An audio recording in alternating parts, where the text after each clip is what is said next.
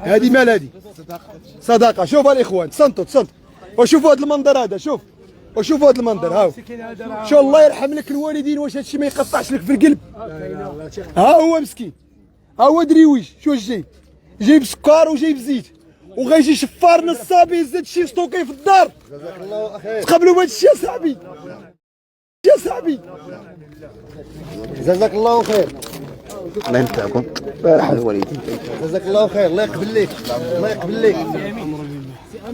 بلاتي الله يحفظ. اخوان راه كاين نصب. الناس كتستوكي السلعه.